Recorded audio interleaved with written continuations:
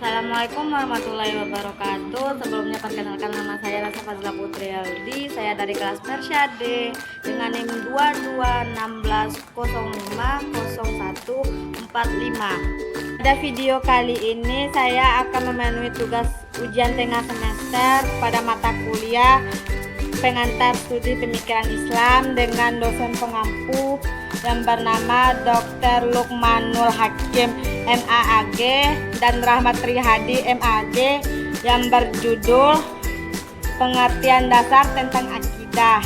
Berikut videonya. Yang pertama itu pengertian iman. Iman berasal dari bahasa Arab yang artinya percaya. Dalam Al-Quran, iman selalu dikaitkan dengan perbuatan baik dan melaksanakan dengan hukum Islam. Dan bagi siapa yang beriman, maka ia akan dibalas kehidupannya baik di dunia maupun di akhirat. Kata iman sendiri adalah bentuk masdar dari kata amana yuminu yang mengandung arti yaitu percaya, setia, aman, pembenaran, dan melindungi. Sedangkan pengertian iman menurut para istilah adalah membenarkan dengan hati, diucapkan dengan lisan, dan diamalkan dengan tindakan seperti perbuatan.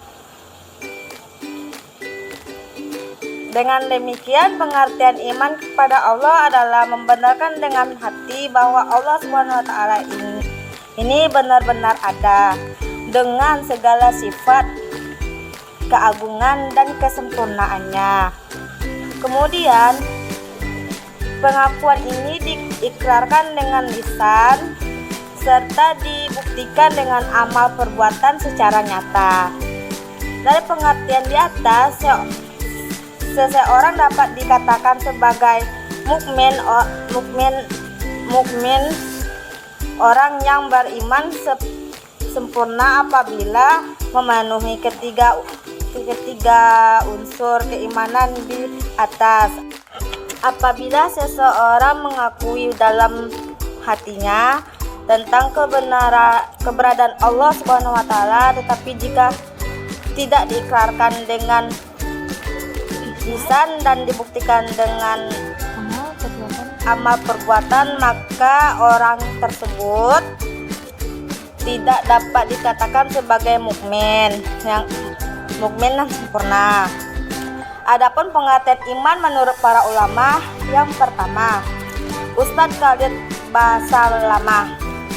Menurut beliau, pengertian iman adalah mengikrarkan sesuatu dengan pikiran, mengucapkan dengan lisan, meyakini dalam hati, dan menghasilkan dan mengaplikasikan dengan anggota tubuh.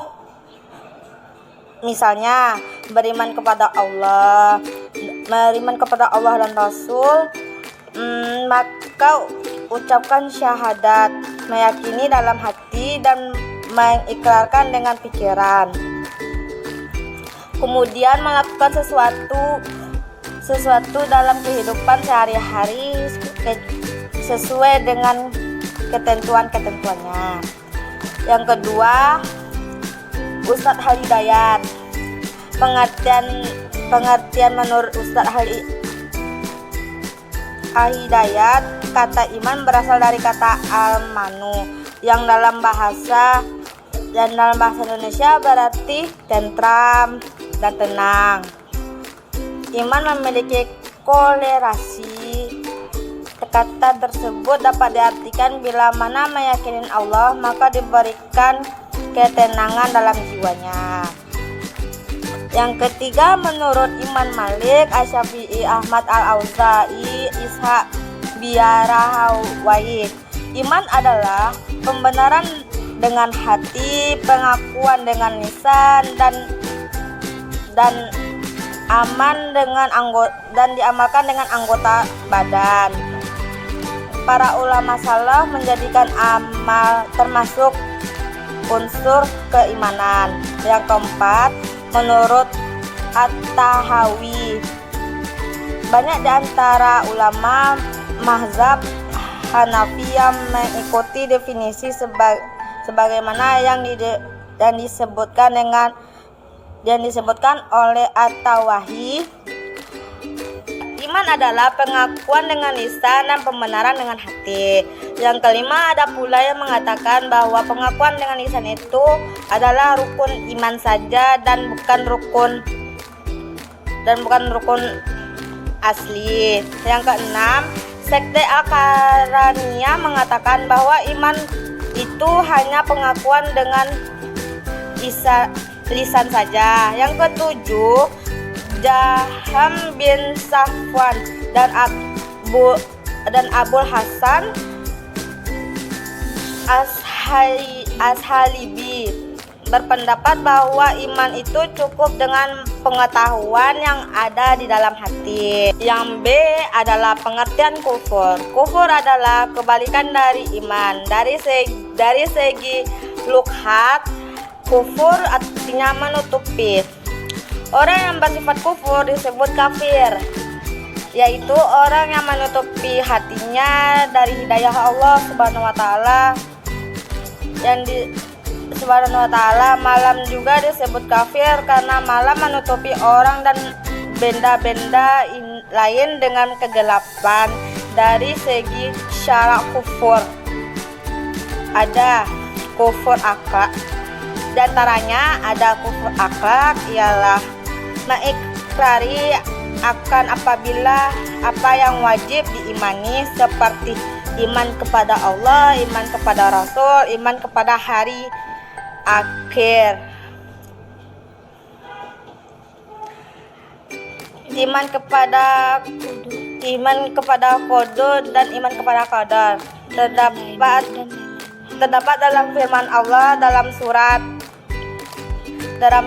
surat An-Nisa ayat 136, artinya barang siapa yang kafir kepada Allah, malaikat-malaikatnya, kitab-kitabnya, rasul-rasulnya dan hari kemudian, maka sesungguhnya orang itu telah sesat sejauh-jauhnya. Dalam kufur akidah pun ada dua macam, yaitu kufur asli dan kufur setelah beriman. Kufur asli yakni orang belum pernah beriman, ia menganut ajaran atau kepercayaan yang selain Islam. Kita wajib untuk mengajak orang tersebut untuk beriman kepada Allah dan menganut agama Islam. Tetapi tidak boleh mengancam atau memaksa mereka untuk menyembah Allah dan memaksa mereka dalam menganut agama Islam, karena keimanan adalah hatinya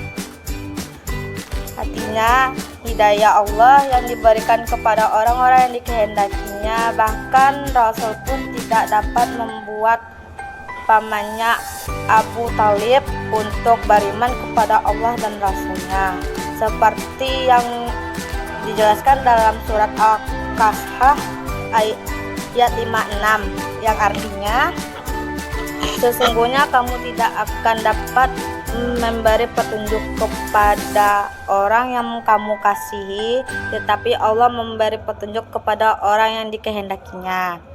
Dari ayat di atas dapat disimpulkan bahwa walaupun Nabi Muhammad seorang Rasul yang sangat dikasihi Allah, tetapi beliau tidak dapat memberi petunjuk kepada orang dicintainya seperti pamannya, yaitu Abi Thalib, karena hidayah akan keimanan dalam hatinya hanyalah milik Allah Subhanahu wa taala. Allah lah yang membentuk dan memberi petunjuk kepada hamba-hambanya yang Dia kendalikan. Bukti-bukti kebenaran Tuhan, yakni sebuah kehendak untuk mengikrari Tuhan, sengaja tidak mensyukuri kehidupan dan mengingkari wahyunya. Ada 3 hal yang menyebabkan seorang mukmin menjadi kafir, ya. Salah satu diantaranya, 1. Beriman seperti iman orang kafir, misalnya tidak mengakui adanya Allah. Yang kedua, ucapan atau perbuatan yang hanya dilakukan oleh orang kafir seperti membuang Al-Quran dengan sengaja, pergi ke gereja untuk beribadah atau sujud kepada berhala.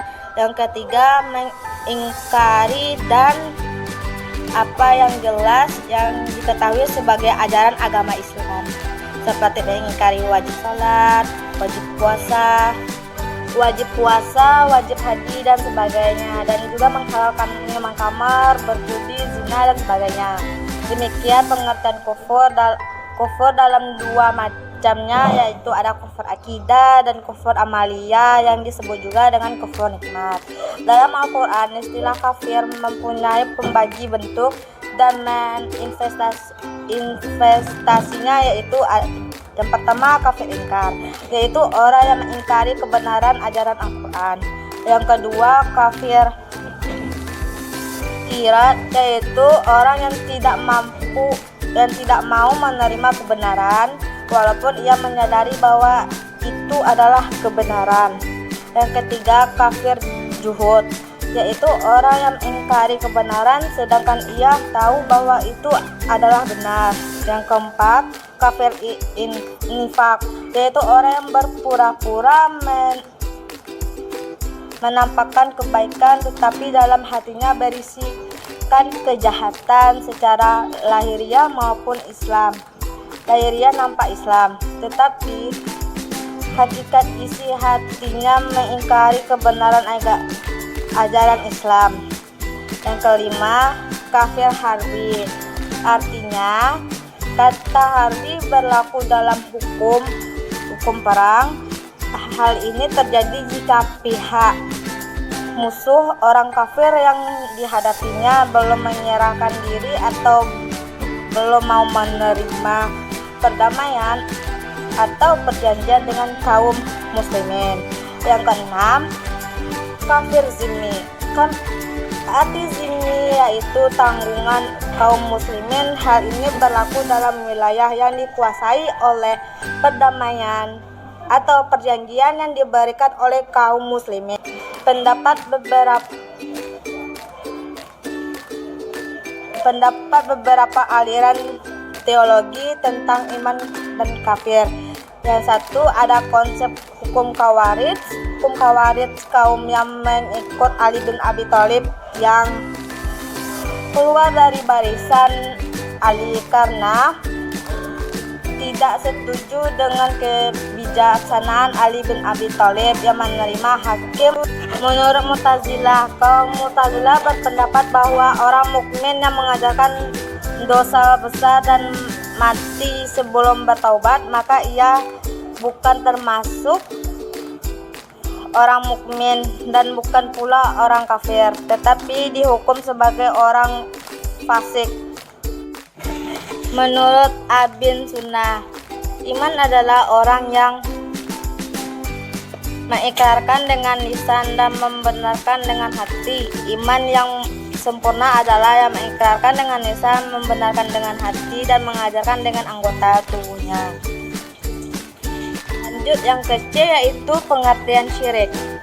Menurut Ibnu Manzur, kata syirik berasal dari kata fi'il madhi, yaitu syarakah yang bermakna bersekutu dua orang. Misalnya seorang berkata asyraka billah, yang artinya bahwa dia sederajat dengan Allah. Menurut Kamus Besar Bahasa Indonesia, pengertian syirik adalah penyekutuan Allah Subhanahu wa ta'ala dengan yang lainnya. Misal pengakuan dengan kemampuan ilmu daripada kemampuan yang kekuatan Allah Subhanahu wa ta'ala. Menurut Muhammad bin Ibrahim bin Abdullah At-Tawajri, pengertian syirik adalah menyekutukan Allah Subhanahu wa ta'ala dalam rububiyahnya, uluhiyahnya, asmanya, nama-namanya, dan sifatnya, atau salah satunya. Satu jenis-jenis syirik. Syirik adalah perbuatan, anggapan atau iktikad yang menyekutukan Allah Subhanahu wa ta'ala dengan yang lain, seakan-akan ada yang maha kuasa di samping Allah Subhanahu wa ta'ala. Pengertian syirik dapat dipahami dari berbagai seginya, yaitu ada syirik al-istiqlal, merupakan pendirian bahwa Tuhan itu ada dua dan keduanya. Yang B, syirik at-tabi'id, yaitu menyusun Tuhan. Yang F, syirik al-agrat, yaitu beramal bukan karena Allah. Yang kedua, pembagian syirik secara kuantitas dan kualitas. Pembagian syirik secara kuantitas dibagi 3. Mengutip Syahrin Harahat dan Hasan Bakti Nasution dalam ensiklopedi akidah Islam, yaitu syirik uluhiyah. Uluhiyah yaitu menyekutukan Allah SWT dalam artian meyakini adanya Tuhan selain Allah. Yang kedua, syirik rububiyah, yaitu menyekutukan Allah SWT dalam arti meyakini adanya Tuhan selain Allah. Yang tiga, syirik ubudiyah, yaitu menyekutukan Allah dalam artian meyakini adanya Tuhan lain selain sebagai yang disembah. Yang D, pengertian nifak dan pembagiannya. Nifak berasal dari kata yang diambil dari kata mafika. Nifak secara bahasa berarti salah satu lubang tempat keluarnya yarbu, hewan sejenis tikus, dari sarangnya, dimana jika ia dicari dari lubang yang satu maka ia akan keluar dari lubang yang lainnya. Tetap nifak menurut syarak berarti menampakkan keislaman dan kebaikan, tetapi menyembunyikan kekufuran dan kejahatan. Dinamakan demikian karena dia masuk pada syar'i. Macam-macam nifak dikategorikan menjadi 2. Yang pertama, nifak iktikadi, yaitu suatu bentuk perbuatan yang menyatakan dirinya beriman kepada Allah. Yang kedua, nifak amali adalah kemunafikan berupa pengingkaran atas kebenaran dalam bentuk perbuatan. Ciri-ciri perbuatan yang masuk kategori nifak: 1. Tidak mampu menegakkan sholat kecuali dengan malas-malasan. Ia merasa ragu terhadap balasan Allah SWT di akhirat. Yang kedua, hanya berpikir jangka pendek, yaitu kekayaan duniawi semata. Yang ketiga, terbiasa dengan kebohongan, ingkar janji, dan khianat. Yang keempat, tidak mampu beramar ma'ruf nahi mungkar. Yang kelima, seringkali dalam pembicaraannya menyindir dan menyakiti nabi atau Islam. Baiklah, sekian dari video kali ini. Apabila ada salah kata mohon dimaafkan. Wabillahi taufiq wal hidayah. Wassalamualaikum warahmatullahi wabarakatuh.